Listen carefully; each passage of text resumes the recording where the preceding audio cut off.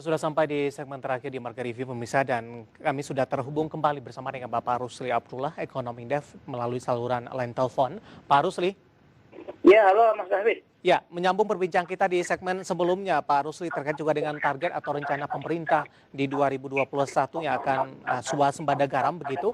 Dari sisi konsumsi tadi Anda jelaskan ini mungkin bisa tercapai begitu, tapi dari sisi industri belum tentu. Nah, pertimbangannya untuk dari sisi industri seperti apa, Pak Rusli?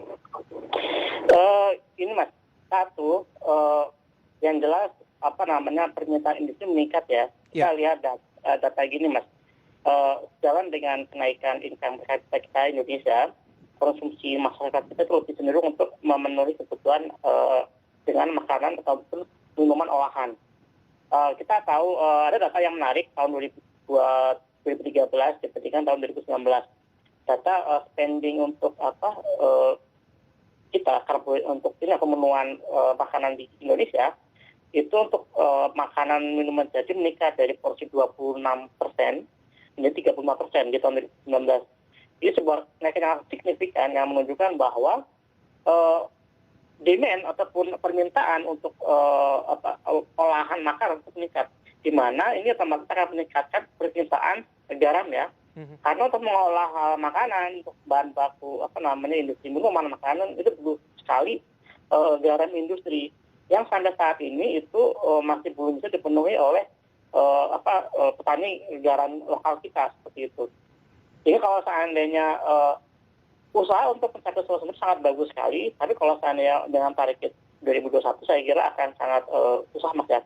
Kecuali kalau seandainya proyek garam yang ada di Nusa Tenggara Timur yang sudah direncanakannya sejak tahun 2015 itu bisa tercapai seperti itu. Tapi saya kira nggak mungkin ya Mas dalam waktu setahun ini ya.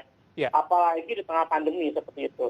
Yang saya kira memang jalan salah satunya ini kita masih bisa mengimpor garam ya untuk industri tapi ya bukan untuk garam konsumsi seperti itu, dan memastikan agar garam impor tadi yang dari untuk kebutuhan industri itu tidak bocor ke garam konsumsi seperti itu Mas, sehingga garam dalam negeri itu nggak terganggu dengan kedatangan ataupun kehadiran impor garam industri yang memang diperuntukkan untuk industri makanan minuman dan industri yang lainnya. Baik, tapi kondisi yang terjadi saat ini untuk garam industri bocor ke konsumsi begitu Pak Rusli?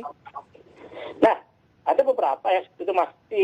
Ini hampir seperti mirip dengan gula ya kan, gula rafinasi. Ketika gula itu untuk impor kebutuhan minuman industri makanan minuman, tapi ada yang bocor seperti itu. Nah, saya kira ini lebih kepada ini Mas David, bagaimana pemerintah memastikan agar meskipun ada impor ya, nanti itu nggak bocor lah ke konsumen.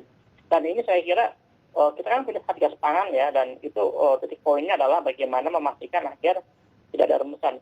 Harusnya pemerintah kan punya data siapa yang menjadi pengimpor, perusahaan siapa saja yang mendapatkan jatah kuota garam ini, kita tracing. Siapa yang bocorin? Kalau yang ketahuan ya udah tahun depan ya boleh impor lagi seperti itu.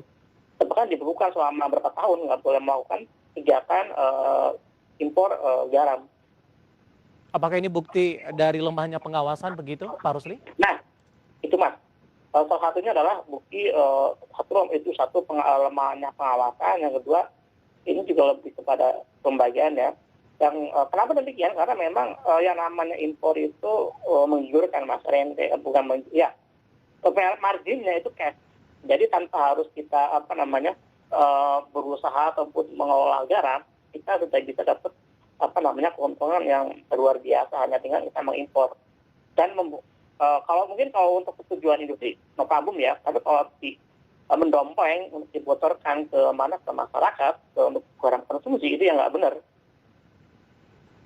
Baik, Pak Rusli, tadi juga kita sudah berbincang bersama dengan Gabungan Pengusaha Makanan dan Minuman Indonesia. Ini terkait juga dengan kuota dari impor begitu.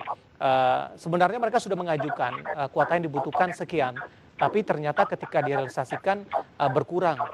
Artinya ini pemenuhan kebutuhan garam industri makanan minuman ini tidak sesuai dengan keinginan dan juga target kebutuhan mereka dalam rentang waktu tertentu ini. tadi juga kita sudah berbincang, masih ada miss antara pengusaha dengan pemerintah. Bagaimana Anda melihat kondisi ini, Pak Rusli? Nah, masalah perbedaan ini Mas Kota ya, ini mungkin lebih kepada masalah data. Kita bikin neraca garam ya, berapa sih kebutuhan industri? Kalau seandainya gini, kalau seandainya pemerintah memotong kuota impor, itu kan mungkin salah satunya adalah jaga-jaga agar tidak ada yang merembes ke pasar konsumen ya, seperti itu. Walaupun memenuhi kuota industri, saya kira pihak industri harus memastikan, harus menjamin bahwa kuota ini adalah sesuai dengan kebutuhan mereka, kebutuhan ini ya untuk pengolahan bahan bantu dan baku juga untuk industri makanan minuman, dan menjamin bahwa ini nggak akan keluar dari mana peruntukan untuk industri. Dan saya kira di sini harus ada komitmen masih dari pemerintah juga, dari industri juga, seperti itu.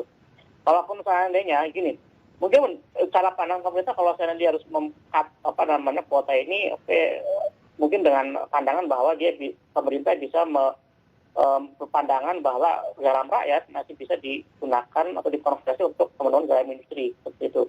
Jadi meskipun ada pemotongan, pemerintah harus meyakinkan, harus pengusaha udah lu saya potong kuotanya, tapi ini lu ada garam dari lokal, nah pemerintah harus menjamin itu. Nah di situ tadi pengusaha kalau seandainya memang bahwa tetap masih ngotot sesuai dengan kuota, ya dipastikan bahwa garam yang dia impor itu tidak akan bocor. Oke. Mas, jadi saya kira itu lebih kepada urusan antara pemerintah dan pengusaha, dan ada satu ini Mas yang bisa harus melandasi dengan benar, duanya adalah data kebutuhan yang valid yang disetujui ataupun oleh kedua belah pihak tersebut, baik pemerintah maupun pihak dari pengusaha atau industri. Baik, tadi pun juga Gabungan Pengusaha Makanan Minum Indonesia untuk dari kebutuhan industri sebenarnya sudah ada yang terserap, terutama dari yang khusus untuk domestik ini, bukan impor ini Pak Rusli. Tapi jumlahnya masih sangat-sangat kecil sekali begitu. Nah, sedikit ya. Ya, kemudian juga dari sisi kualitas tampaknya belum mengimbangi dengan kualitas dari garam impor, terutama untuk industri dalam hal ini. Ya, memang gini Mas, itu salah satu problem garam domestik kita ya di Indonesia. Itu banyak ini Mas, masalah yang memang sudah berpuluh-puluh tahun tetap menyambangi para petani garam kita. Dan seharusnya kita harus aware, pemerintah terutama, untuk menjadikan agar bagaimana para petani garam ini semakin bagus kualitasnya. Ada beberapa ini Mas, ada beberapa catatan, sama bahwa misalnya produksi garam kita dalam negeri itu selain masalah supply ya, berarti supply-nya yang nggak memenuhi, ada karena memang ini Mas, ada perubahan iklim, change, ada perubahan panas ya, satu. Yang kedua, masalah lahan yang sempit, kemudian di sisi lain permintaan meningkat. Nah, di internal petani pun sendiri ada masalah Mas, bahwa misalnya pendidikan para petani garam yang masih rendah, terus adopsi teknologi itu masih digitalisasi penuh, sehingga tidak efisien dalam memproduksi garam ini. Kemudian ada misalnya jadi gini, sebuah rantai supply chain dari petani garam sampai ke produsen garam ya, yang sampai untuk dicampur judi dan sebagainya, itu sangat panjang Mas, sangat supply chain-nya panjang. Ini yang menjadikan kenapa petani ya cuman ya gitu-gitu aja, dia nggak mau meng-upscale skala usahanya dia, karena memang nggak ada insentif. Dari satu, kalau seandainya saya mau upgrade garam, kalau saya perbaiki, nggak ada, karena memang supply chain-nya panjang, marginnya dia rendah. Ada sebuah penelitian yang menarik Mas di daerah Kembang menyatakan bahwa margin seorang petani garam per kilogram itu sekitar 300 rupiah per kilogram. Margin ini sama dengan kita bilang adalah pedagang besar. Marginnya adalah 300 rupiah per kilogram. Mending jadi pedagang besar daripada menjadi seorang petani. Umurnya sama-sama gede, sama-sama 300 rupiah per kilogram. Seorang pedagang besar atau bandar besar ya, itu cuma menyediakan tempat, pedagang dapat untung. Petani, dia menanggung resiko, kena misalnya dengan dia rugi dan sebagainya, dia masih punya jeratan utang ke tengkulak, ke bank, resikonya sangat tinggi sekali. Sehingga ini yang menjadi kenapa salah satu berat produksi garam kita masih gitu-gitu aja, nggak ada sebab peningkatan. Dan Baik, saya kira artinya ini cukup kompleks permasalahannya begitu Pak sangat Rusli. kompleks sekali Mas, mulai dari garam itu diangkut sampai ke gontok-gontokan kuota impor seperti itu, sangat kompleks Mas. Baik. Tapi gini, yang menarik adalah gini Mas, kita selalu bilang ya bahwa garis pantai kita salah satu terpanjang di dunia, seperti itu. Sehingga kenapa kita masih impor garam? Tadi sebenarnya kita bisa, sebenarnya tadi ini ya ada masalah yang sangat krusial ya, yang sangat struktural di level grassroots petani garam. Di sisi lain kalau ini Mas, kita lihat di Australia kalau garam itu tinggal nambang, tinggal keruk aja kan. Jadi nggak ada resiko. Di kita garam itu harus diusahakan. Jadi nggak asal ngeruk. Jadi ini kenapa yang menjadikan mungkin salah satu garam kita itu masih kurang kompetitif, terutama untuk pemenuhan kebutuhan industri.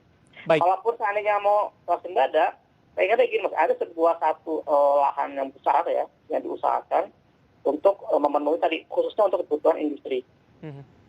Pak Rusli, terakhir Pak, ini pembenahan seperti apa yang harus dilakukan oleh pemerintah, terutama untuk membenahi dari kebutuhan garam nasional ini? Oke, Mas, pertama gini, satu pastinya memastikan agar problem struktural atau yang krusial ya di level petani garam itu hilang, seperti misalnya insentifnya bagus, ada teknologi yang menarik dan sebagainya.